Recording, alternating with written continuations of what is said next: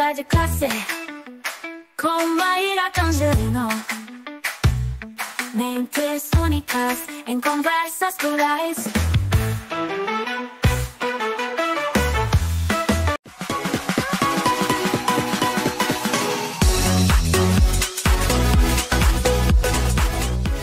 Olá, pessoal! Boas-vindas a mais um Conversa de Classe. E, gente, hoje o nosso papo é com uma pessoa que respira inovação e é uma inspiração, enquanto colega, enquanto professor, na escola pública e, claro, em todas as instâncias aí da educação. O Wellington Galindo, ele é mestrando em Ciências da Educação, especialista em mídias na educação, licenciado em computação e atua como assessor pedagógico de tecnologia educacional na Secretaria de Educação de Caruaru, em Pernambuco.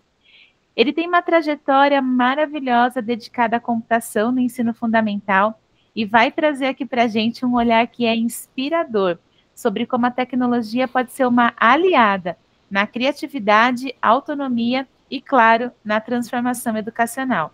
E eu já combinei aqui com ele que eu vou começar mandando a primeira pergunta. Wellington, muita gente ainda acha que na computação, que a computação no ensino fundamental é só ensinar a usar o computador.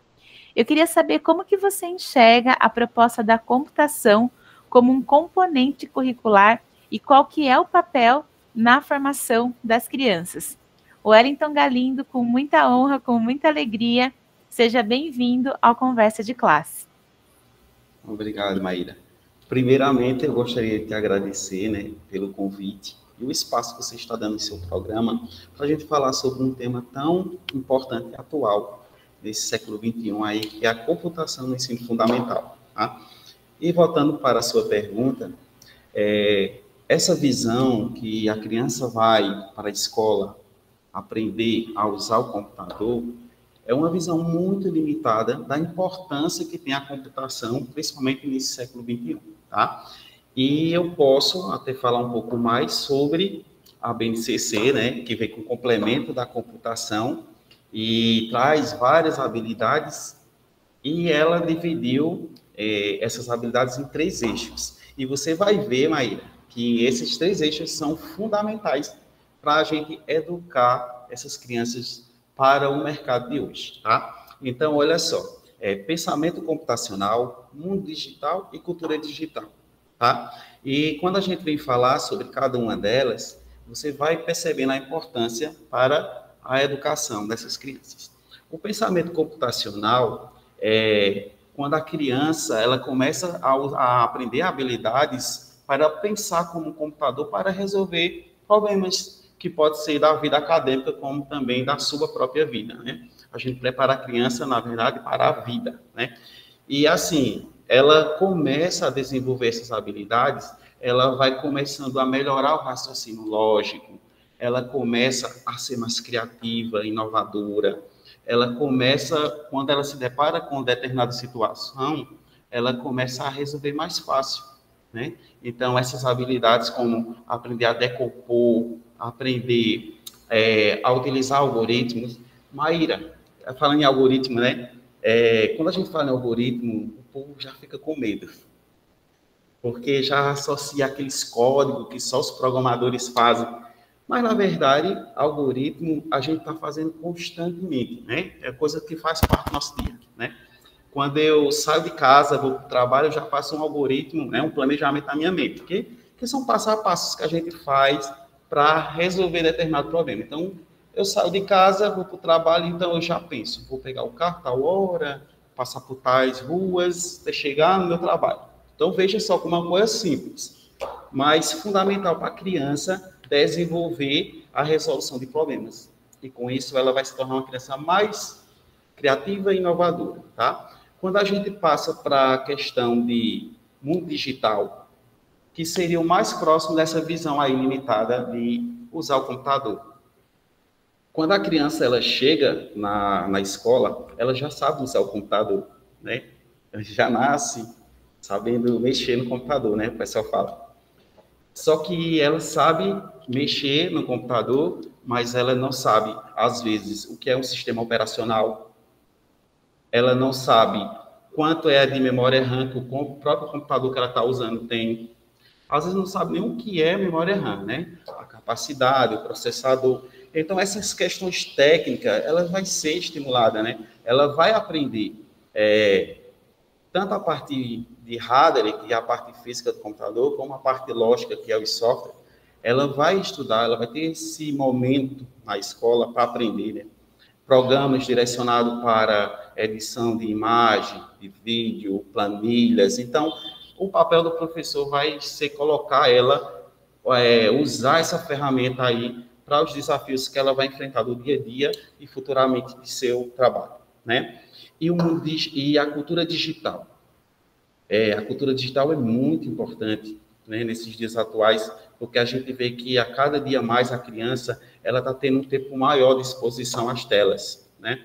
E com isso vão surgindo vários e vários problemas, e não só para criança, como para adultos também, porque a gente não teve uma orientação para estar nesse mundo digital, né? Nossas crianças também não estão tendo essa orientação. E o papel da gente, enquanto professor, é tentar formar cidadão digital consciente, né? Para evitar que ela comece a cair nesses golpes virtuais, crimes virtuais, e até mesmo evitar que ela cometa crimes virtuais, né?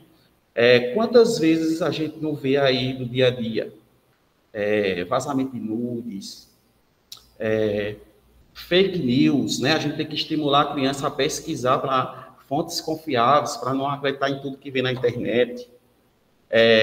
Não clicar em alguns e-mails, você ganhou o prêmio tal, clica aqui, infecta o computador e rouba todos os dados, né? Então, a gente tem esse papel de trabalhar com as crianças para que ela evite que ela caia nesses determinados golpes e até cometa, né? Porque, às vezes, ela comete cyberbullying e não sabe que está praticando um crime.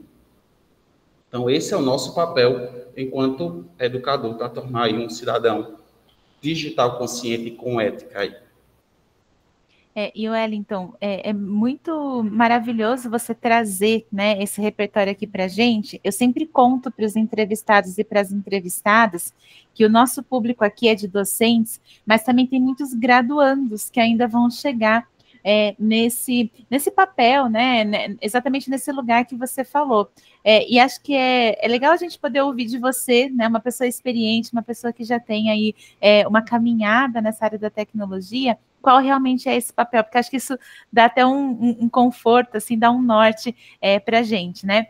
Você começou a falar um pouquinho sobre aprendizagem criativa, que também é uma área que você atua, né?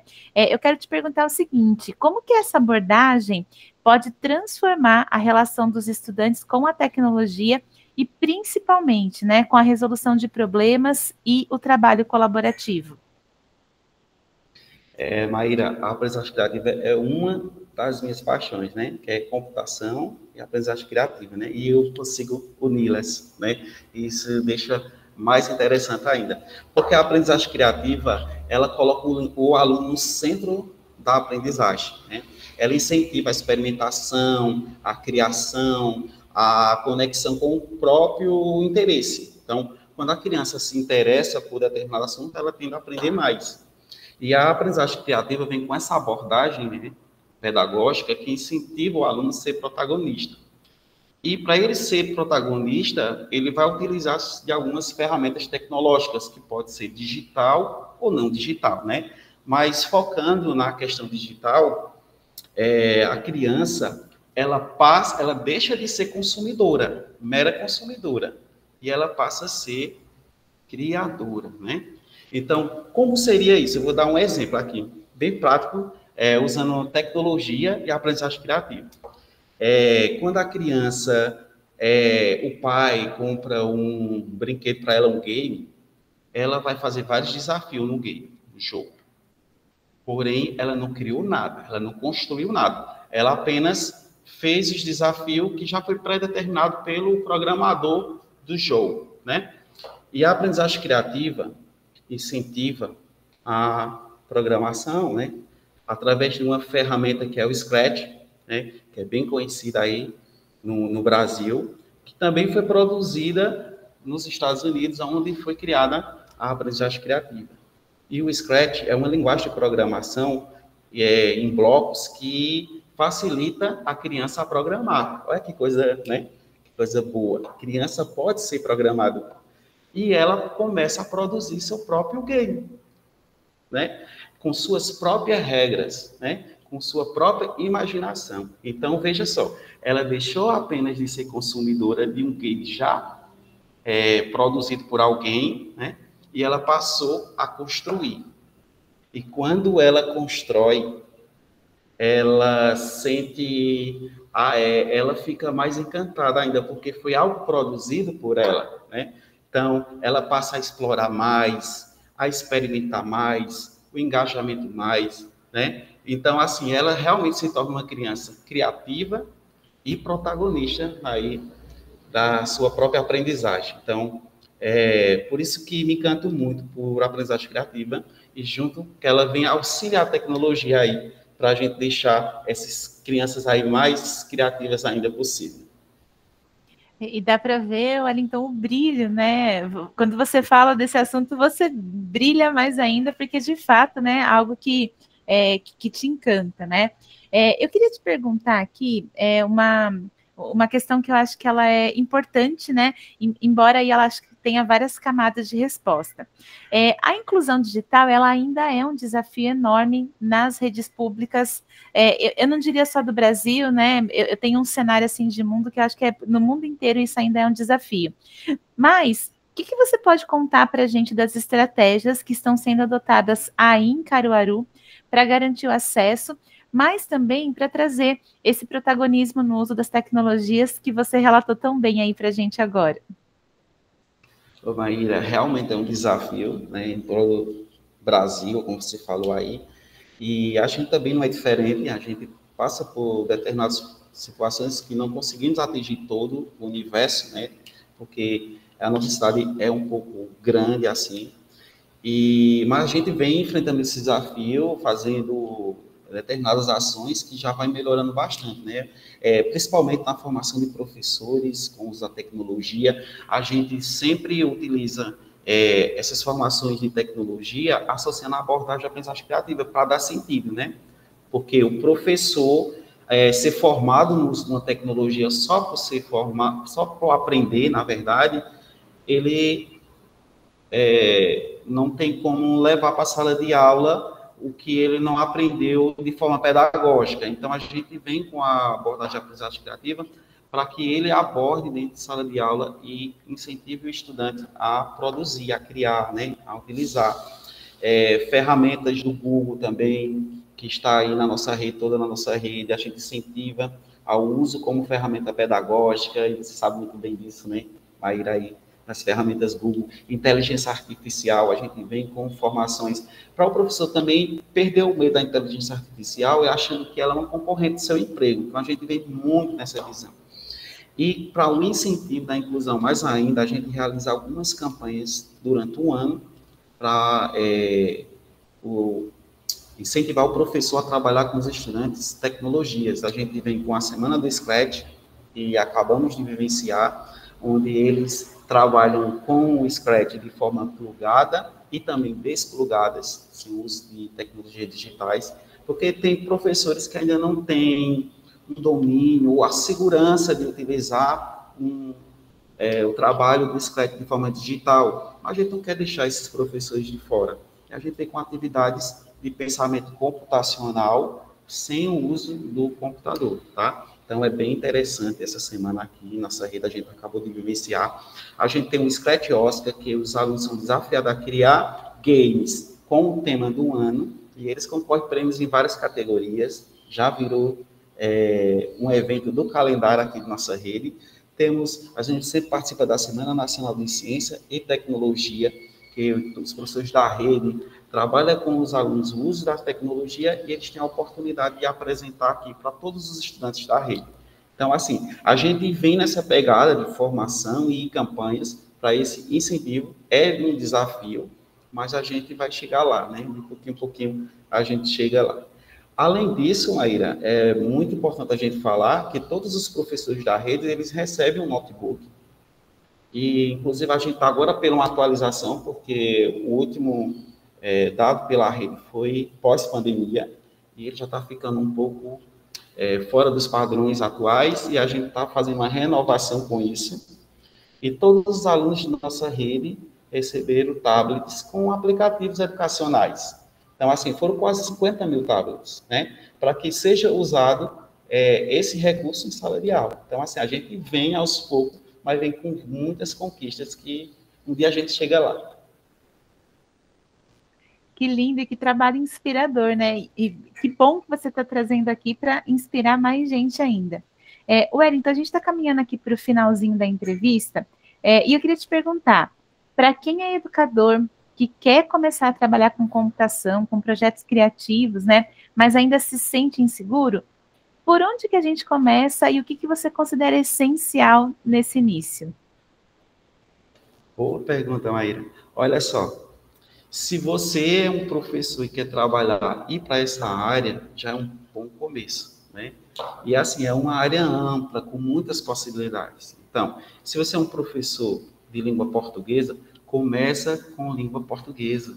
Se você é um professor de matemática, começa com matemática. Então, você tem que começar da onde você se sente confortável, né? A utilizar esses recursos tecnológicos. Você começa para a sua área, porque a computação ela é ampla e ela vai atender todos os componentes curriculares, né? Então, procura pares. Tem alguém na sua escola, algum professor que também tem essa vontade, conversa com ele, planeja, né? Tem algum professor inspirador na escola, algum professor que sabe utilizar mais tecnologia que você. Então, conversa com ele, né? Você vai pegando dicas com ele e vai começando aos poucos. Mas, assim, não fique com medo de errar, não fique com medo que o estudante vai saber mais do que você, porque na verdade ele vai. Eu sempre falo isso. Na verdade ele vai. E isso não tem problema nenhum, tá? Então, você tem que se apropriar da inteligência do estudante e utilizar ele como um recurso. Pede para ele te auxiliar nas aulas, né? Ele vai se empolgar e vai se dedicar mais. Então, assim, para começar, pesquise, procure pares e não tenha medo de errar, né? E não tenha medo que o estudante saiba mais que você. Então, o primeiro passo é querer e o segundo passo é começar a partir de agora. Não deixa para amanhã não, tá? Wellington, que mensagem maravilhosa, adorei isso, né? O primeiro passo é querer, o segundo é começar, e é isso, né? A vida tem muito a ver com isso. Eu quero te agradecer, né? Porque você deu o primeiro passo aqui de querer, e aí a gente foi para o passo aqui de começar, e deixou um legado aqui incrível que vai ficar na internet. Quero agradecer a sua generosidade de compartilhar, e quero saber, você quer deixar uma mensagem de finalização aqui da entrevista? Gostaria sim, assim, só de agradecimento, na verdade, né? Eu quero agradecer mais uma vez pelo espaço, né, para falar desse tema tão relevante, né, e atual, e que porque eu falo isso porque colegas de outros municípios ficaram todos assustados, porque a BNCC, o complemento a BNCC da computação tem que ser colocado, né, de forma urgente nas salas de aula. E eles ficaram, assim, sem saber, com medo do que é, mas é uma coisa boa, né? Não é uma coisa ruim, né? Então, eu queria deixar aqui uma mensagem para meus colegas que é um desafio grande, mas é essencial para o século XXI. Então, abrace essa causa aí, porque nossos estudantes precisam ser protagonistas, e para eles serem protagonistas, eles têm que aprender essas habilidades da computação aí, porque o mercado futuro é um mercado aí muito concorrido, né? E quem não domina as tecnologias, muitas vezes vai estar excluído desse mercado, né? Então, abrace a causa, e é isso que eu tenho que dizer para vocês. Wellington, muito obrigada, né? Uma mensagem também muito poderosa de finalização. E, pessoal, a gente se vê no próximo Conversa de Classe. Até mais!